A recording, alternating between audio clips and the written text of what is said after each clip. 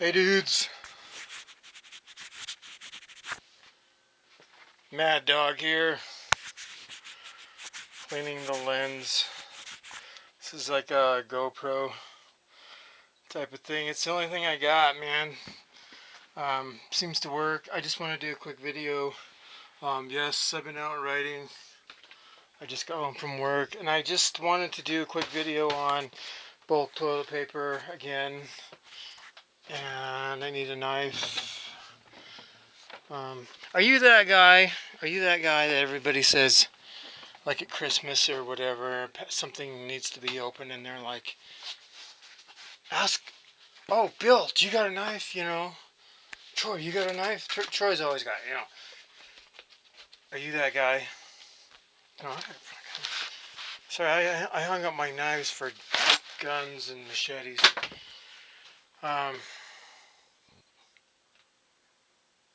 Just happened to have a machete laying around.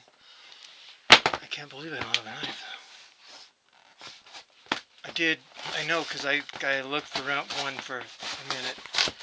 So, this is just a quick video on prices on toilet paper. Are they coming down? Today is May. I didn't know it was May. May 19, 2020. This just came through Amazon. There are 96 of these. Let's check them out. Okay. Clip this on here. It looks like good toilet paper. I mean, really, it's like, wow. It's 2-ply. There are 96 rolls here, and it cost $55. It was the cheapest deal that I could find for however many ply. Now, I want to show you something I did order when toilet paper was, like, there was panic buying going on. I was like, I can't believe I didn't buy enough toilet paper. See, these are from China, and I live with somebody that has like these Chinese markings on it. Maybe is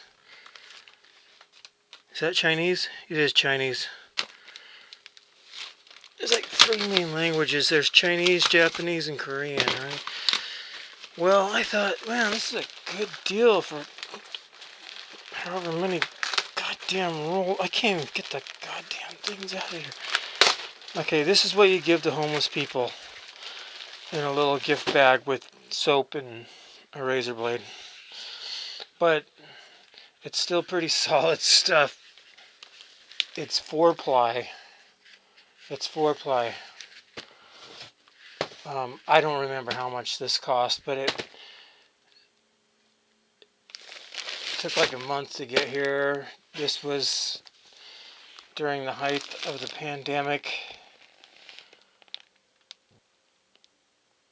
It says may be opened officially. Currently in detailed description of the contents, whatever. So, I mean, I was like, wow, I got how many rolls of toilet paper? 1, 2, 3, 4, 5, 6, 7, 8, 16. I ordered 4 packs of 16 for a really good deal, and this is how big they are. One of the residents here seeing the Chinese writing, and they're like, you know, one of those people that that make you feel like shit when you go to the store and you're not wearing a mask and everybody else is and they are.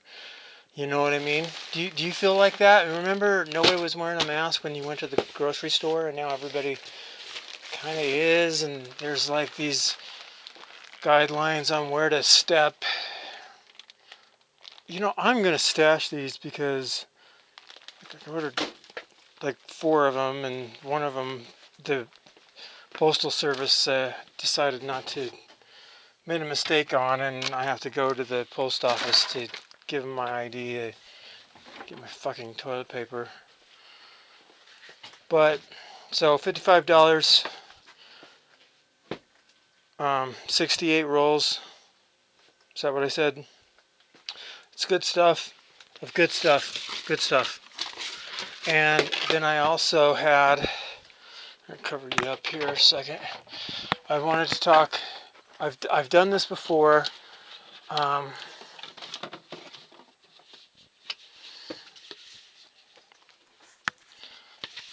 This is the cheapest brand of whole psyllium husk soluble fiber that you can buy, and this will double your toilet paper usage. The price is like $20 for this, okay, and it takes up a lot less space. I had done an experiment where I went like a month without fiber and a month with fiber, and the month without fiber I used one roll of toilet paper a week, and I was unemployed that week. This was before the Cocopuff virus came out, right? I'm going to call it the Cocopuff virus. And then a month later, the Cocopuff virus was there, and I was taking this. I did start taking this every day, a table to 2 tablespoons a day. You get used to it. Start out with 1 tablespoon, go to 2 tablespoons. And when you look at your toilet paper after you've wiped yourself, it doesn't back you up. Like, just don't take too much that it'll back you up, because if you did take too much, then it will kind of do that. But if you think you're getting backed up, just don't take that much. So, dudes, you wipe once and it's clean. You wipe, you fold it over. And I did this in another video, and I thought it was kind of funny, because it is kind of a dude thing.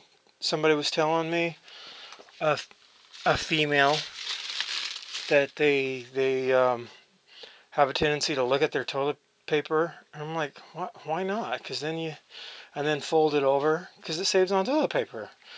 But literally, you won't get anything on your toilet paper, so it really saves a lot. And this is really good for you, for your stomach, for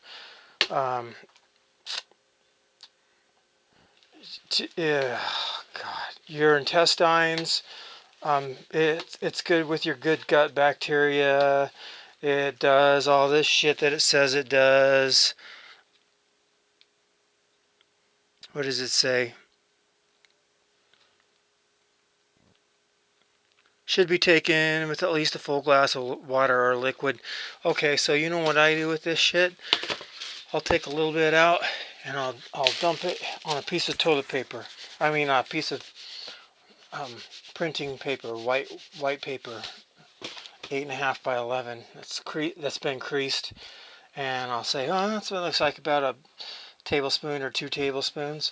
And then I have these little tiny bottles, little empty plastic bottles, man, from some old supplements, and I'll dump one into a bottle, and I'll shake it up like this, and I'll hurry me drink it, and then you fill it back up, and you hurry me drink it, and go, and it's gone, because otherwise you'll sit there and choke on it. If you buy the powdered form of this, it'll turn into Jello before you have a chance to get it into your mouth. So whole psyllium husks, it just takes longer to dissolve, but not that much longer. And if you don't drink it fast enough, you'll freaking choke on it. But it only takes me about 10 seconds to open that up and take it in the morning. Actually, I prepare it a night in advance, and then with that I also take like theanine, magnesium, HD phenyl,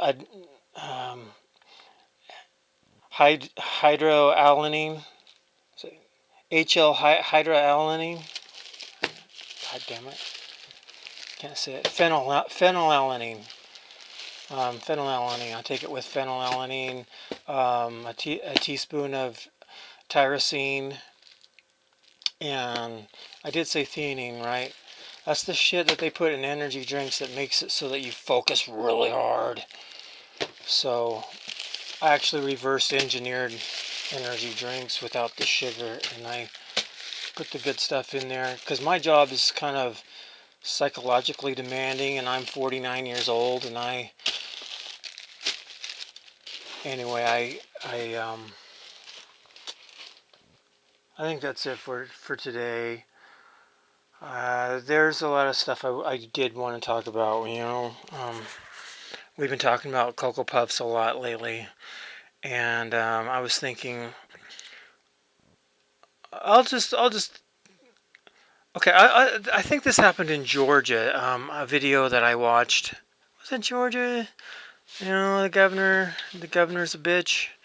Um, so they want to go into a yellow state. Everybody wants to go back to the gym, and there's an old saying that the people will be governed only so much as they want to be. I guess people aren't believing that they're going to get infected, and a lot of by some horrible disease that's going to make them bleed out their eyes, because all the deaths are being counted. Everybody's getting wise to the fact that most deaths, heart attacks. Oh man, Jim Willie really did a number on this as an example, as to how insurance companies are influencing hospitals, and de facto I guess, by proxy, the hospital administration.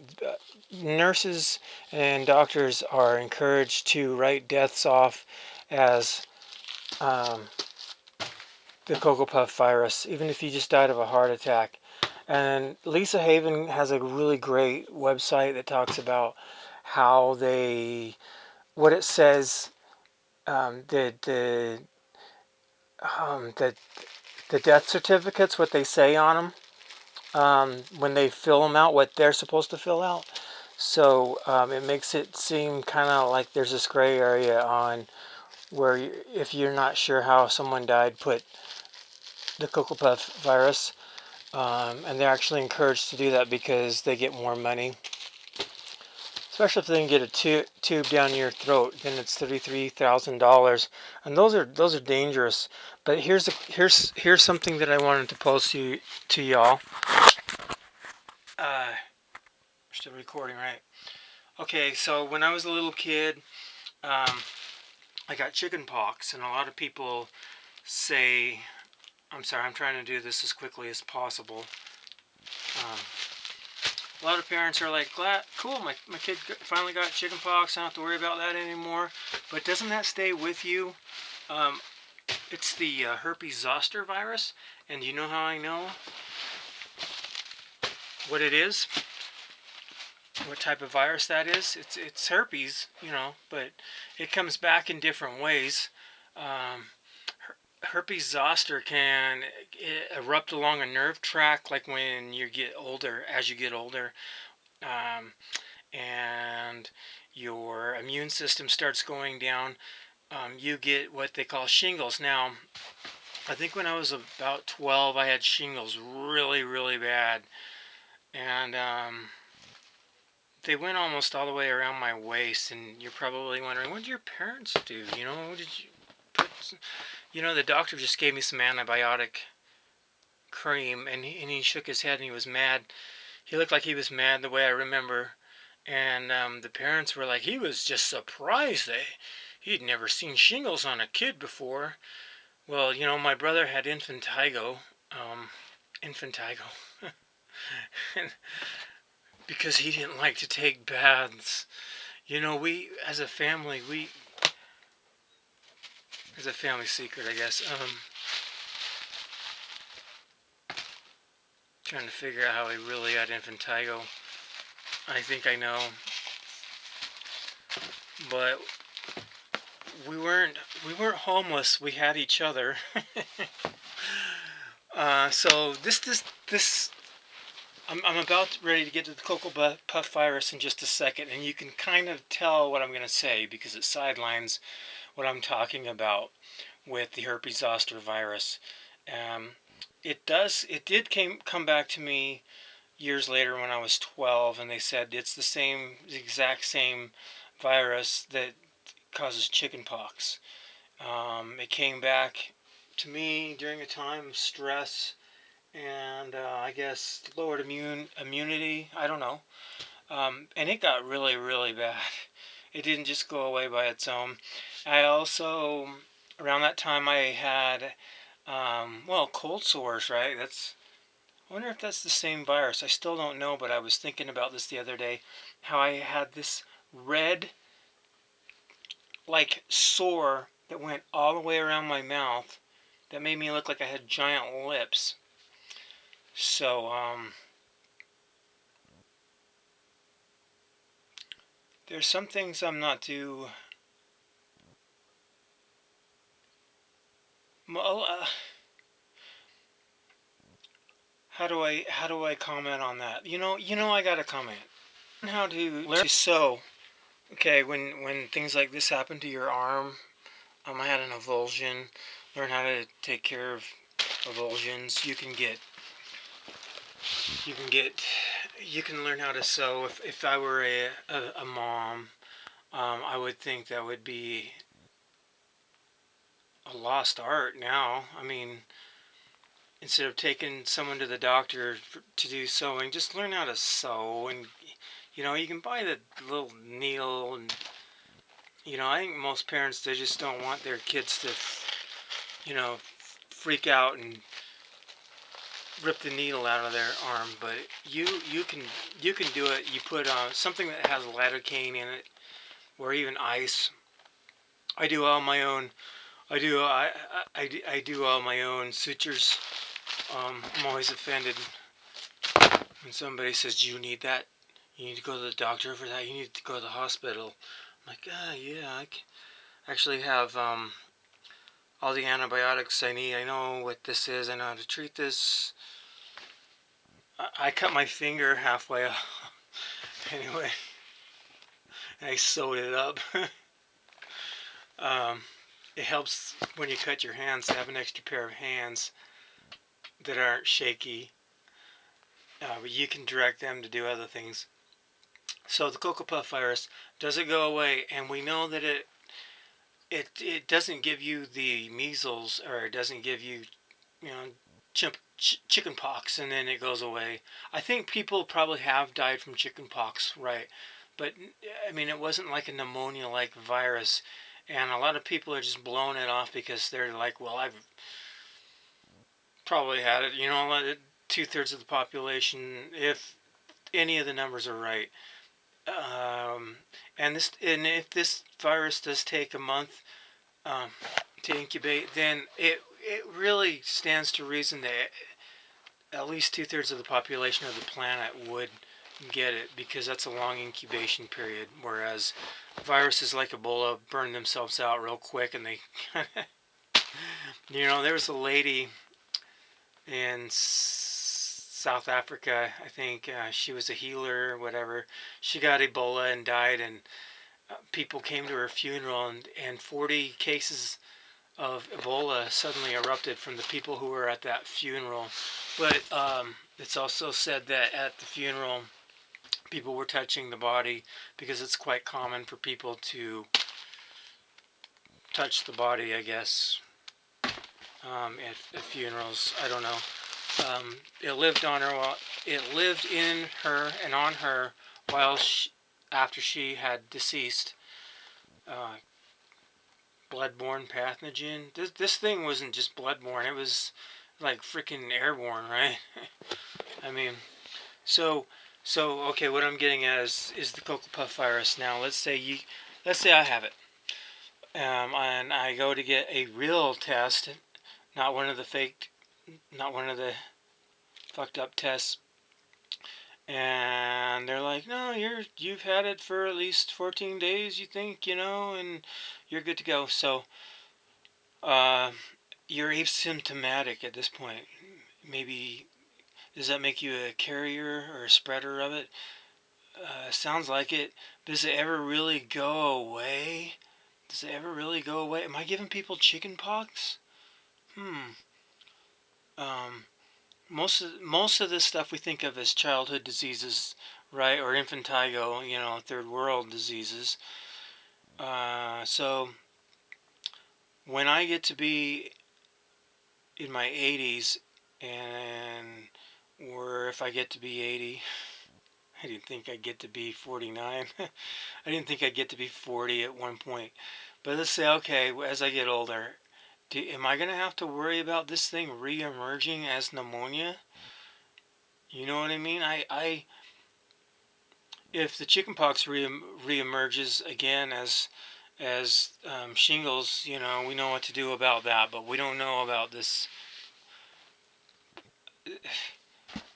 lab created um, virus. And I also watched a thing on China Daily where they were talking about how a new form, how this sickness, the Cocopuff sickness, was was changing, or it was either that, or they were saying it was a new sickness that was causing a lockdown, that was causing sores to appear on people's hands and feet.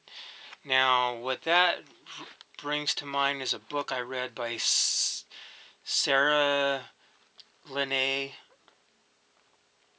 Sarah Linnelli. She went by Sarah Minet Linnelli, something like that. She was blind and illiterate, grew up in some of the social circles. She was in Hollywood. She was a victim of ritual. She was ritualistically abused. She doesn't really go into that too much, but she tried to kill herself. And anyway, she had this near-death experience that she wrote a book on. She's real popular. She was real popular in Utah around 2007, I think, is when her book was last copyrighted. You can buy it on Amazon right now. It's only $4. It's a really small read. I thought I would read it. Maybe I'll do that as a video, but she's talking, it's called There Is No Death, and she's talking about what she saw when she had this near-death experience and she killed herself and then woke up in the hospital. And things she saw, going to hell, you know, seeing her dad there, because her dad was part of this thing. She never really goes into detail about her ritualistic abuse, but she hints in some of the some of the talks that she's given. She's given a few speeches in Utah. We call them talks. You know, if you're LDS, no. Okay, so she's given a few speeches. Most of the people are LDS, and if you're watching this and you're LDS, you might check her out. I'm not LDS. But I live in Salt Lake, Utah, and this is getting to be a long video. She has one chapter devoted to the events that had been shown to her, allegedly, that would lead to the end of the world. That was kind of like a 2-year time period. And in one of the vids, she says this is all shown so fast that she didn't know the exact order, but it sounded like a 2-year type of deal.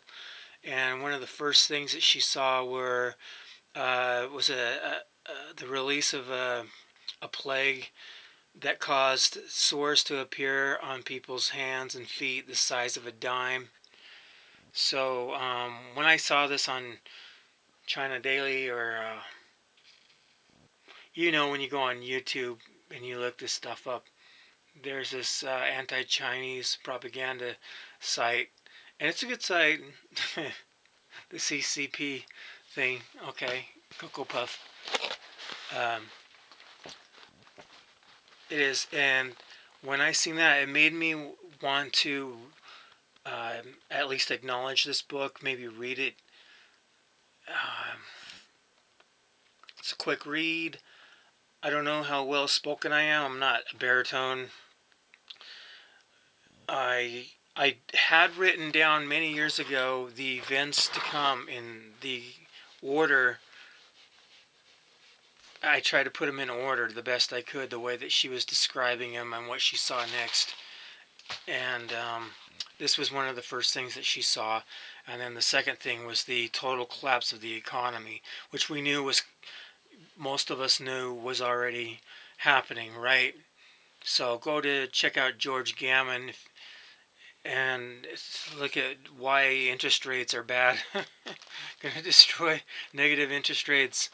I wanted to rehash his interest rate presentation, maybe using this as a whiteboard, but he does a really good job. I think I will do that with Sarah Monet. Okay? Mad Dog. Mad Dog. You know, I got this nickname Mad Dog all of a sudden because I'd come into work. Just a quick joke.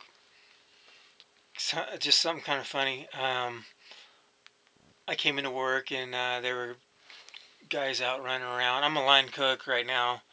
I'm actually a telecommunications, teledata tech by trade. I'm just kind of hiding out as a line cook right now. I'm getting tons of that. These guys are paying me a lot of money. It's worth it, and they've been very nice to me. Very nice. Joe, I really appreciate Joe. Stephanie's been helping me out a lot. I want to give a shout out to Kevin and Fernando. Always leaves things looking great. And Kevin, when he preps, he's the manager. He'll do his own prep, and he's just been real cool lately. And I want all the managers to know that I really appreciate what they've done for me. What's going on with Kathy? Joe's gonna see this. Maybe Stephanie. I don't know. I really appreciate. You have no idea. You have no idea. So I will continue to make this. I think I will do this video.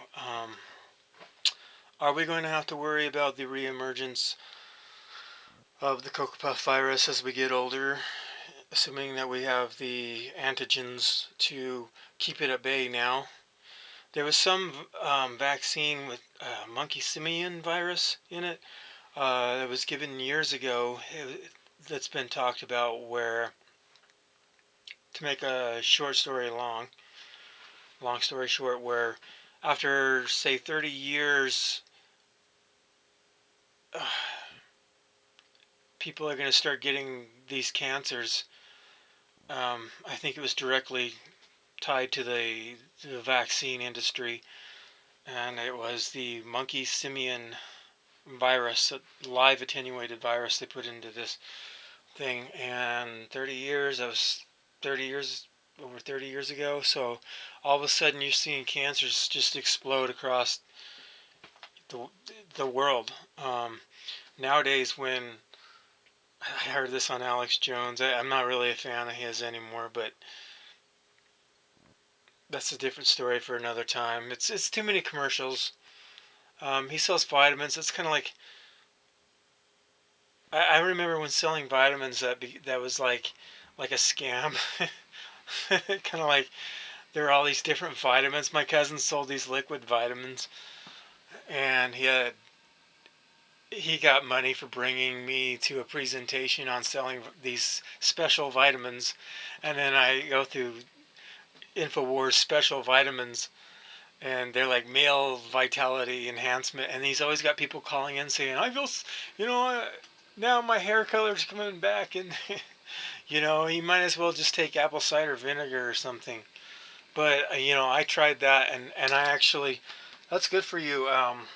Except I have an ulcer, and it's acidic going down, and then it turns, after it's gone through your stomach, then it as it hits the bloodstream, it turns your blood alkaline. So it starts out acidic and goes alkaline. It's really weird. It's not good if you have ulcers and you don't want to get ulcers. So you can put baking soda in it. Everyone tells you put a pinch of baking soda in a quarter cup of apple cider vinegar, and it'll neutralize the acid. So it goes down and it burns like water. Water don't burn. But see, I did start doing that. This is years ago, and I had figured out that actually my sodium levels were off the charts, man. It's like salt, right? So you don't want high sodium levels. Don't do that either. It's really a. I tried mixing it up with water, and that just it's. I still had a sore stomach, and I just don't know how else to consume it. But otherwise, I would be a big supporter of apple cider vinegar. There's got to be something. Somebody send me something. Something I'm missing. Um, Till next time. I guess I really did cover a lot. Mad Dog. I was going to talk about my name, Mad Dog. My new nickname, Mad Dog. See, I'd come in and we have a bunch of cooks, and it's like it's Troy, and we have some new guys. I'm like, call me Mad Dog. My name's Mad Dog. Call me Mad Dog. I want to be called Mad Dog because of a Seinfeld episode, and I was just like, I'm just kidding. I'm just kidding because you can't pick your name. There was a time. I had a bad name. It was called Jammin' Judo. I was also called Priest because all I listened to was Judas Priest. I thought that was kind of cool. Really pick your nickname, and I was just like, call me Mad Dog. And I started telling him about this episode of Seinfeld where no one would call him Mad Dog because you can't pick your name, your nickname. Sometimes you're stuck with something that you really don't like. Am I right? Am I right? I'm right, right? What do you get called? I remember a kid being called Champ, and he explained why it was called Champ, and it wasn't his thing. Like you just don't pick your nicknames, but it's because of me talking about Seinfeld that when people see me, I think the conversation comes up in their mind, and they just call me Mad Dog because it's funny. Anyway, that's all I have to say for today. I'm going to switch off and check out Lisa Haven's work. She's really good at showing the documentation on everything that I've been talking about with the Cocopuff virus. George Gammon's pretty good. Mike Maloney. Mike Maloney and George Gammon, they're really good with numbers. They're fact-filled. I check out USA Watchdog. That's what's his name. Used to work for CNN. I can't remember his name.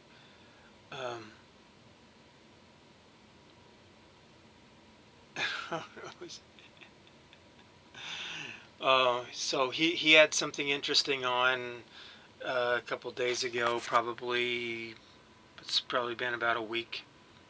Like I say, it's like May 19. Go over and look up his conversation with Jim Willey. He reiterates everything I've been talking about with the Cocopuff virus and how it's being renamed, and he goes into detail on some of the more insane things that it's being renamed. And I had some vids up that I got from I had to go directly to a local news service in California for a couple of doctors. Let's just say D. Eric and Dr. Santernini. Art Santernini, I can't say his name. And they were taken down off my site. I was in two parts. I'd got this off of ABC. Sent them a note. I noticed I had been told that they had their entire accounts taken down. So I went to ABC, they had a news conference, and there were snippets of their news conference, and I got the whole thing. There were snippets, and I'd seen ABC on one of them, down at the bottom. So I went to them, to their was it their public relations, or sent a message to somebody, and asked them for the video, and they sent me a link to like an